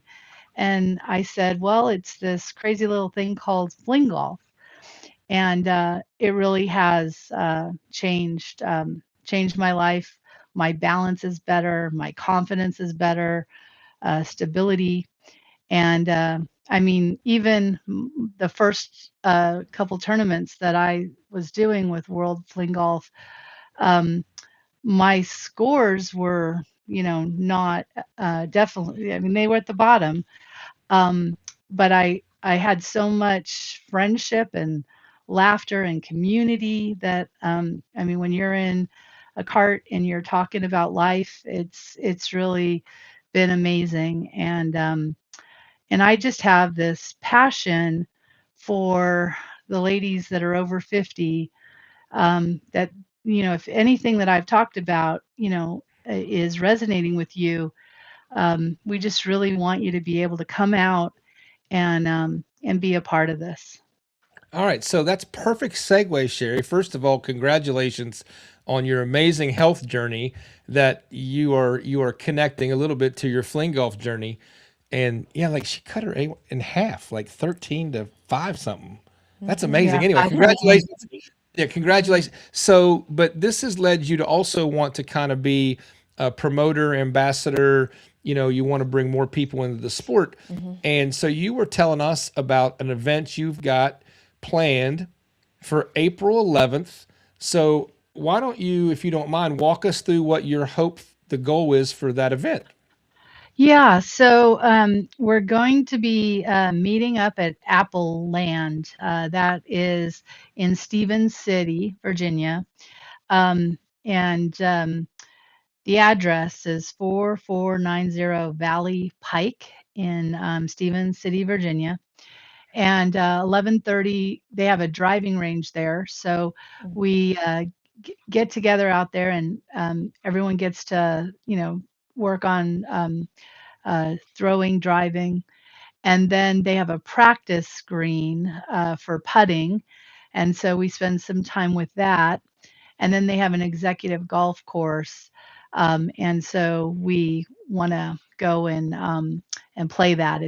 It's a little unique. It's 12 holes, but it's wonderful. Mostly par threes and fours, and just really want to encourage. There is a group of ladies that are over 50 that are coming out, but we really just want to be able to grow that. It was great to have Robin Amos come out to the World League Fling Golf as someone who would meet that age. And Judy Carter, love to see her be able to come back out and be part of it. And Kim Hauser has played. So Angie Savalas is planning to play. So one of the things that we've talked about is that we just need a consistent field of the ladies that are over 50 to be able to move into building a master's. And if that's you, we just really want to get you involved. Well, I'm not there yet, but I'm looking forward to it. You're close. Yeah. Closing in fast. Well, Sherry, so first of all, I think you and Moose both, if there was a vote for like favorite people on tour, Absolutely. I think you two would probably win hands down. You both are just incredible people, and we love playing with you. So I think your ultimate goal here, if you and I's conversations I've understood you correctly, is that eventually you would like to see WLF have enough masters or senior lady players where they can actually have a senior master or master division for the ladies. Is that correct? Yeah, that would be just an awesome thing to happen. Yeah, but I do know we've got to get the commitment and the consistency, and that's real important. Yeah. So, and again, I think the magic number, if just in previous conversations I've heard, I think you're going to have like seven. I think you're going to have like consistently about seven ladies who would want to come out and play in that Masters division. But listen, I think you are the perfect poster person for promoting the women's Masters division. And if anybody can get it done, I'm pretty sure it's Bulldog Mama. Oh, well, that would be great. That would make me smile if we can do it, because it's just so much fun, like I said, just the laughter, the friendship, and then also, if I had a theme song for my walk-on song, it Oh would be the yeah. Beatles.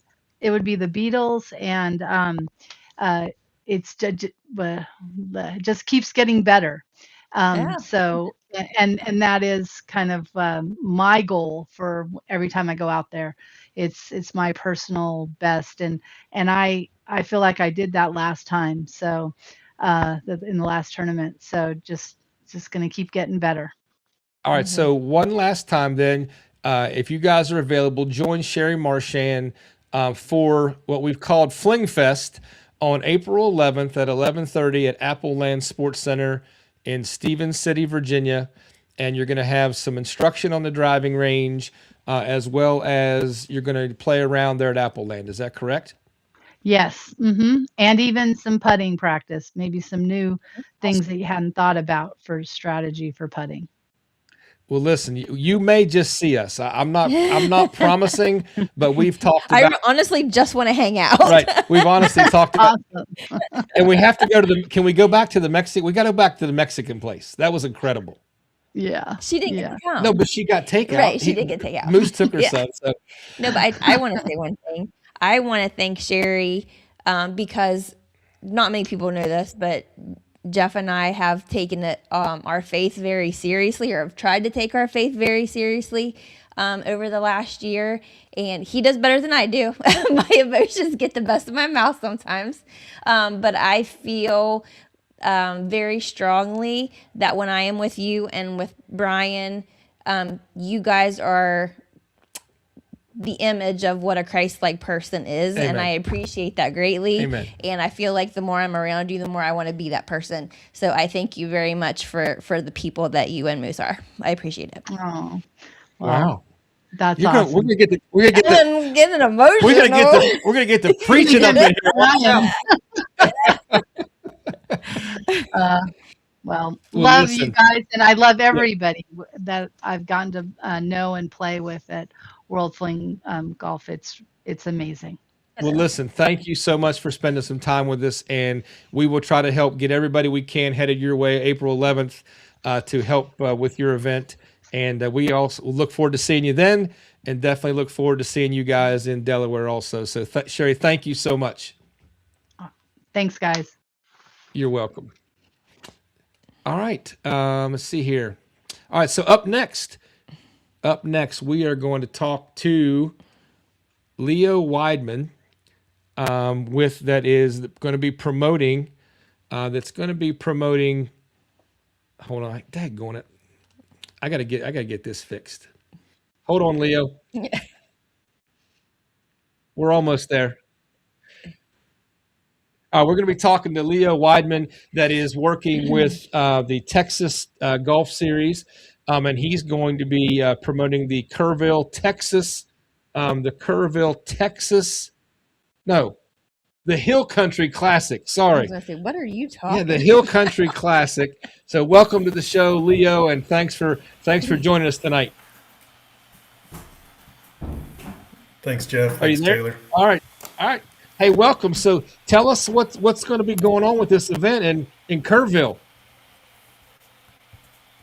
So the Hill Country Classic is it's the second Texas regional that we put together, and it is we've had 6 weeks to plan this. Normally, I like to have 6 months to plan a tournament, but Dale called me and he says, "Let's have another regional." The Corpus Christi tournament was so amazing, and I learned so much. Got to see some pros and got to meet a lot of the guys that you've had on this show.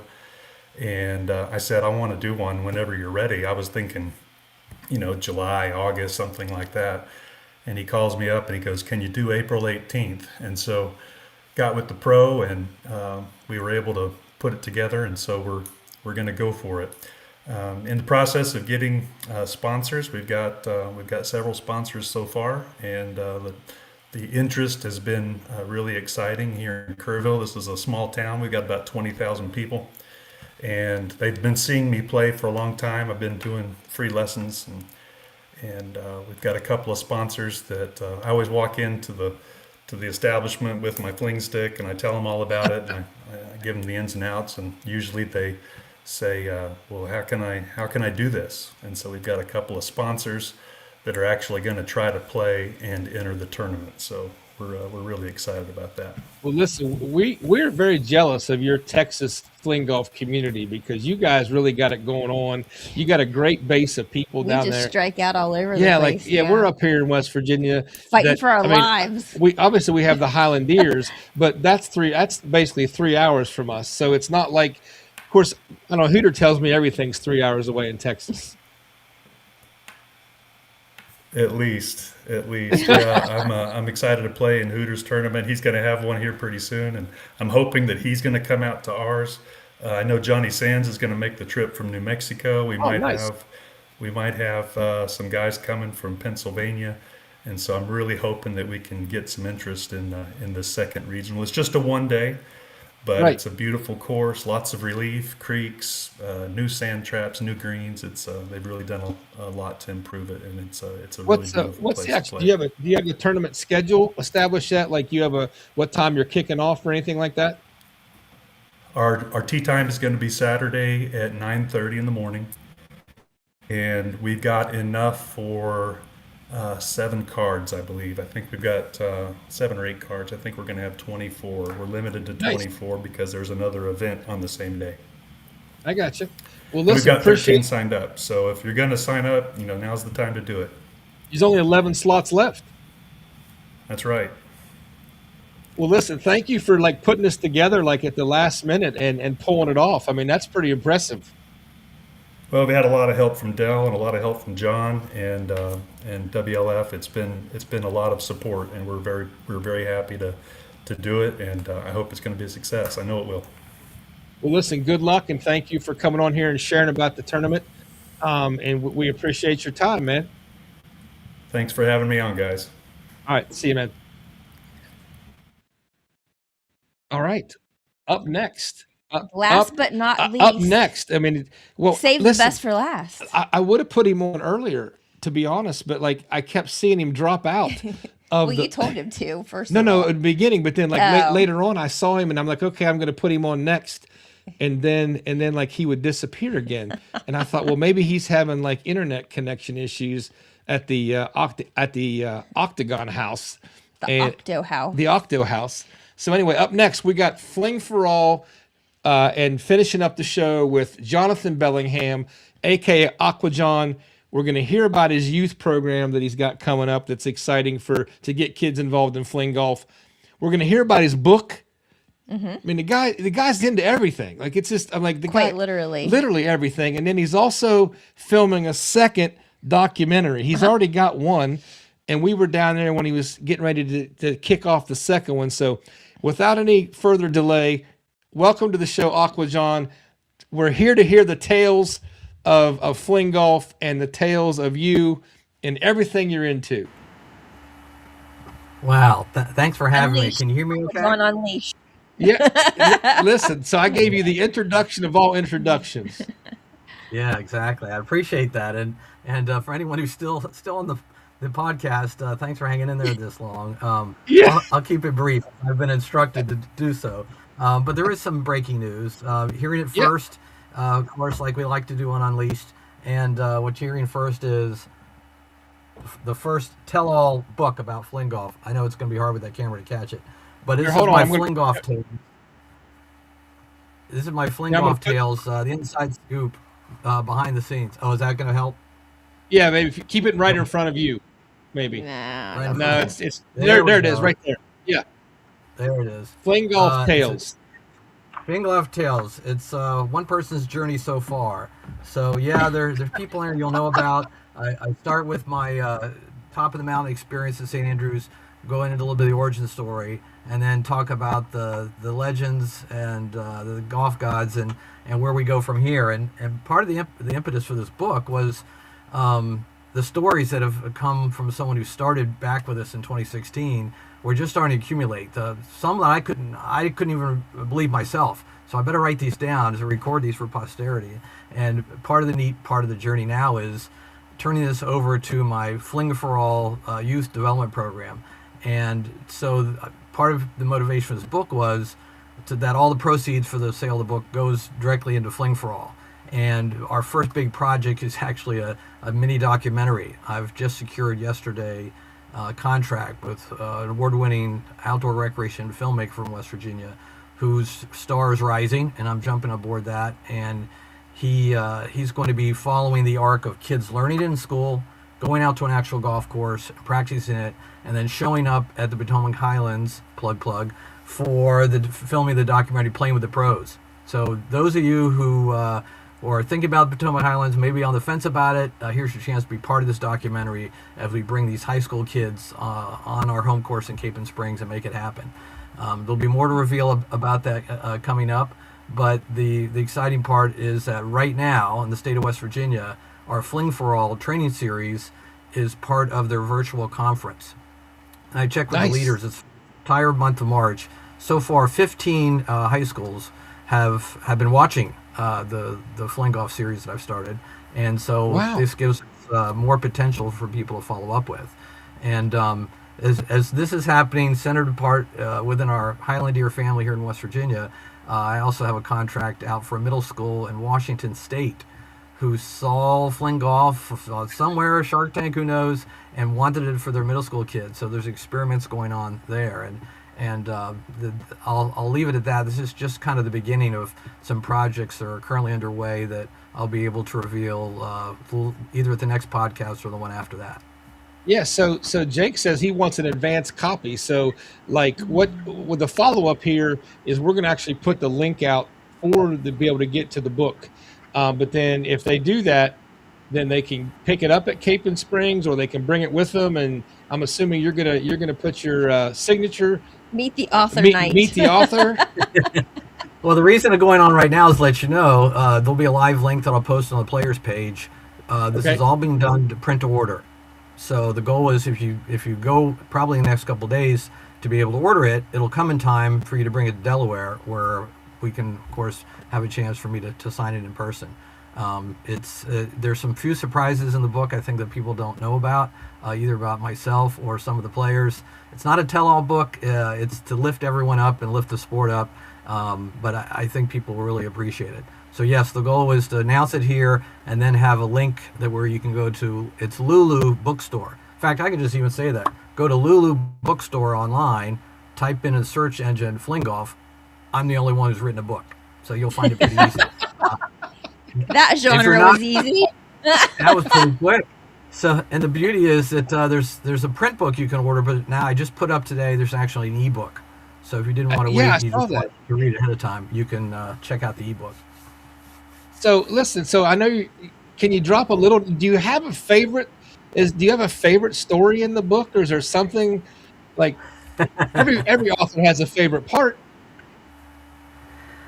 Well, I had to start with the headline, which was the whole story behind the story of St. Andrews, and how that all came to be, and how that led to 3 or 4 other things. And this is also where Fling for All connects me with Paul and what they're doing in the UK, and the chance I had at the last Britain's Cup to involve the kids. And Paul and I are in talks about how we can do that for this go around as well. So I love how one story can lead to the other, but being able to travel and plant the seed in Iceland, being able to do it in Spain this past fall. But my favorite is there is an actual Bellingham, England, and up in the Northumberland that has a course that was built in the 1890s, and I can say my namesake just because it's Bellingham, but that's a place where I planted the seed that I will continue to water and grow. And one of my goals is that those who can and would like to travel internationally, we go there for a Fling vacation and stay in the little old town of Bellingham, England. Oh, that's awesome! Yeah, don't talk to my wife about vacations. She's always ready to go.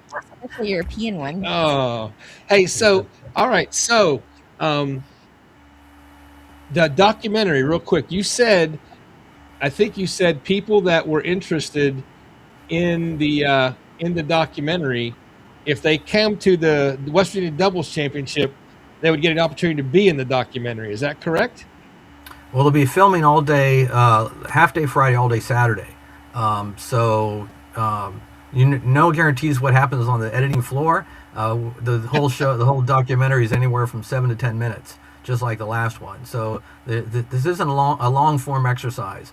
But if you're there and you're working with the kids, chances are you're going to be part of this. And the goal is to be able to have it available. Yeah, we met. That's the guy we met, right? The guy that's going to film it. Yes, exactly. You all had a pre-screening to give a chance, and he is so into this. So you saw when he came out and played a couple holes with us. This is it's a passion project. Anyone who gets in Fling Golf becomes a passion project, but he's going to do it right. He's a great storyteller. It's all about the story, and as we know, we have some great stories to share. Well, listen, man. Not only thank you for coming on tonight, but just thank you for everything you do for Fling Golf. I mean, you are a constant ambassador. You are constantly promoting Fling Golf in some form or fashion, whether it's through Fling for All or through play or through practice or teaching. Like it just, again, like we've said, I feel like we've said to everybody, like you're one of our favorite people, and we love to hang out and get the opportunity to do stuff with you. And you So, have good water. and you've got great water. Well, Gotta listen, love the thanks, water. man. Is there anything you want to say to close up with before we get you out of here?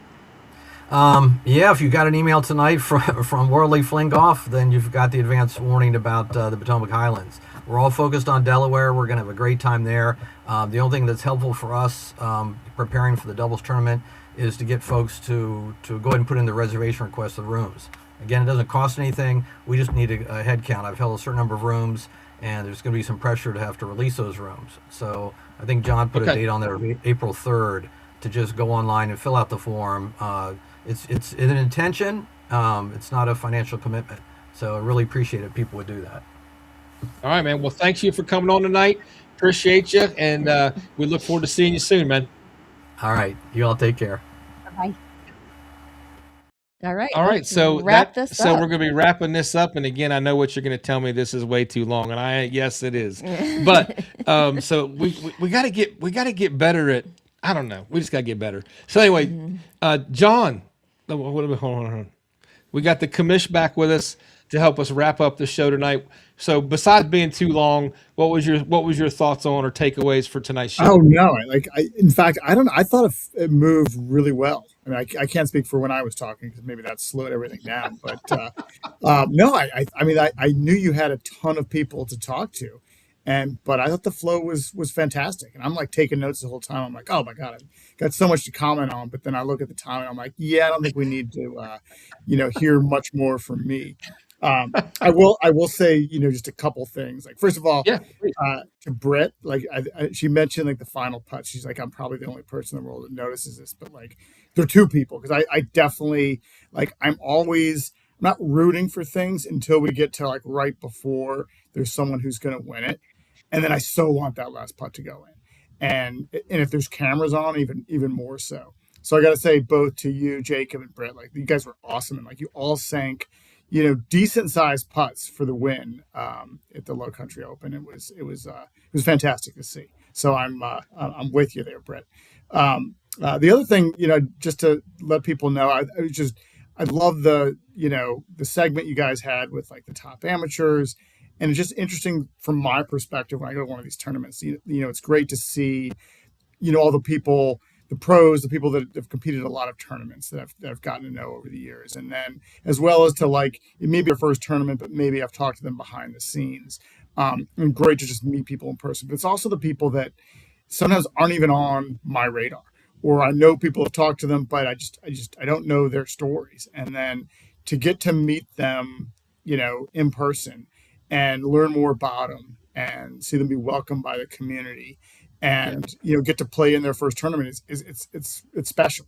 And that's why we've always wanted to have these open open tournaments as much as we can. We know long term we won't always be able to do that, but this is a special time for us. So I just want people to know that if you're out there thinking about going to a tournament, even if it's a Pro Series tournament, like it's take the leap. We're there to welcome people. And I think most people that take that leap, are glad that they did it.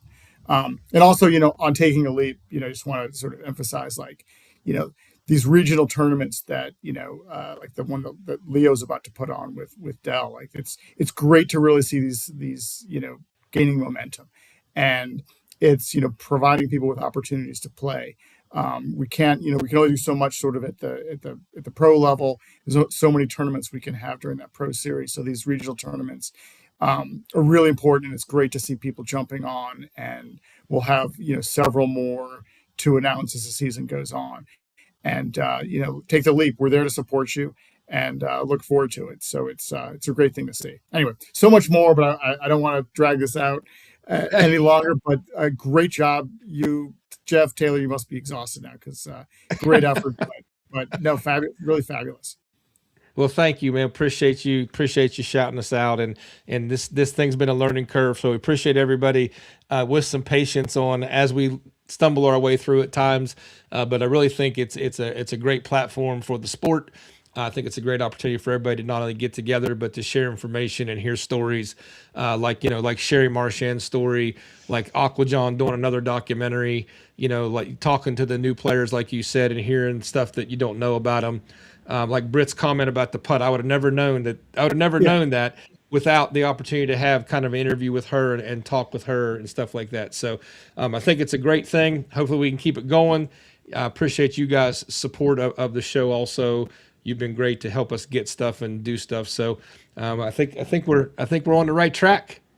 Absolutely. No, this is getting better every episode. All right, man. Well, thank you, John. We're going to get ready to wrap things up. Appreciate you, and we'll talk to you soon. All right. Take care. Bye. All right, babe. As my son always says, It's in the can. It's in the can. So great job. Thank you tonight for everything. I love you very much. I love you. You're beautiful in all the ways. And again, I can't say how much fun it was to see you play in your first tournament and do so well. And I'm excited to see what happens from here. And we are looking forward to. Oh, go ahead. Well, no, I was gonna say Delaware is one thing, but I've played Capon a couple times, so. That's right. You enjoy Hooter. I love playing the Capon. You enjoy Hooter. You guys are actually talking about matching shirts and stuff. We are. Yeah. So look out. It's going to be team shirts. Yeah. So appreciate everybody who's been on here. Appreciate everybody stopping in and throwing in the comments and being part of the show. Like, that's great. We want that interactive part of the show to where we can keep people involved and hear what people are thinking. So guys, we really appreciate everybody jumping on tonight. And appreciate everybody tuning in. And we will see you guys next time. And as always, hardcore out.